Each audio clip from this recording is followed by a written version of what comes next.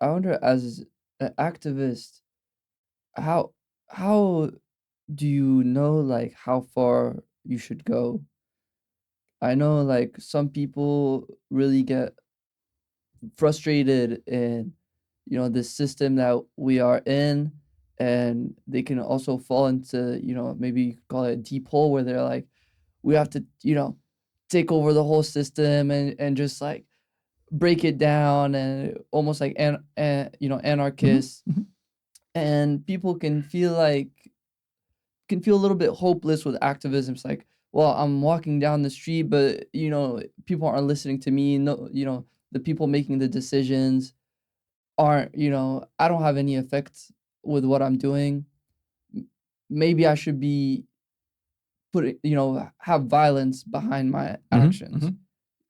So, as an activist that wants change, how do you deal with that dichotomy a little bit?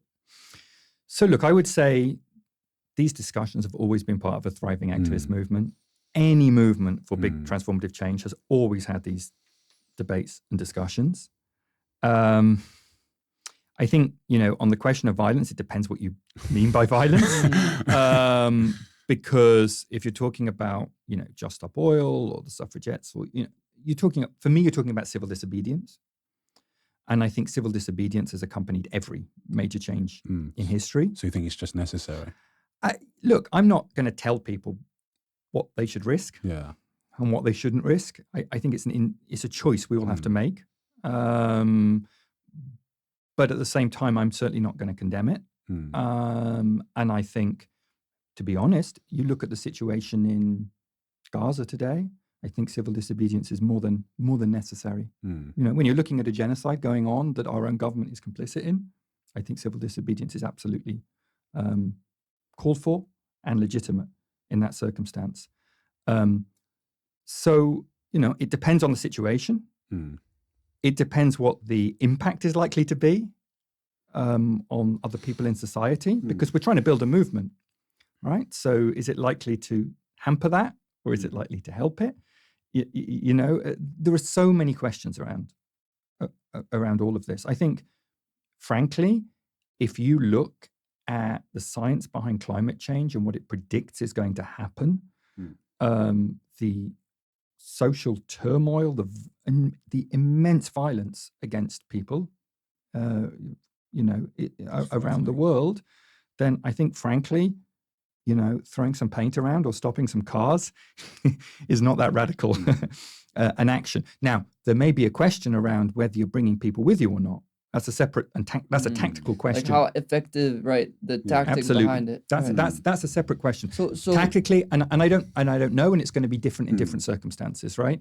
But I think the moral legitimacy of it, I don't really have a problem with. So looking at it tactically, and you said you've seen very successful activists in the past, what do you see is the factors that make for a successful activist campaign? Are we talking about it's a campaign that was able to rally a lot of people behind it? Is it they had a strong message? Like are the factors that tactically lead to change? I mean, I think it's, as I say, look, I don't think it's a science. Right. But I think there are some things you can probably pull out. One of the things I pull out is it does not need to start with a huge number of people, but you want to grow, right?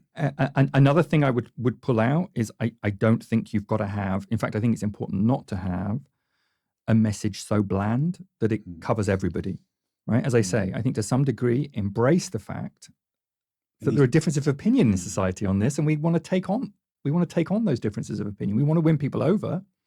So you almost have to be provocative. To a degree. Like I would say, not needlessly, but I think to a degree, fight your corner, right? If we believe this is where, and I think we've been too scared on that issue. I think there's definitely been a movement in the last 20 years or more to try to create messages which we think everybody's going to like. It's interesting because the farmers, there's not a lot of contempt for their protests, and well, rightfully so. I stand with the farmers. I think they're justified in taking to the streets, and perhaps there's even talk of the farmers in the UK to be a bit more like France, to be a bit more radical. But perhaps you wouldn't you wouldn't hear that for other causes because they get berated a lot more. Like the Just Stop Oil people are absolutely sick of them. You know, when they come up on social media, everyone is just throwing they're just hurling abuse at them. So it's interesting to see kind of what people see as acceptable, like what activism is acceptable and what isn't. Yeah, I agree. And there are always outriders, Mm. right? As well. Just Stop Oil is an outrider, right? And so they're pushing the bounds. Mm. On an individual action, I think you could say, yeah, maybe that's interesting. No, that's probably a mistake, right? Yeah. I know, but I'm not the authority on it. I don't know I don't know. And I think that's the interesting thing. I think, you know, if you look traditionally at the way juries have dealt Yeah. with activists, when they really understand what people are trying to do, they've traditionally been pretty lenient with them, right? Which is why they've tried to change the law to stop this kind of stuff. And I think that's interesting.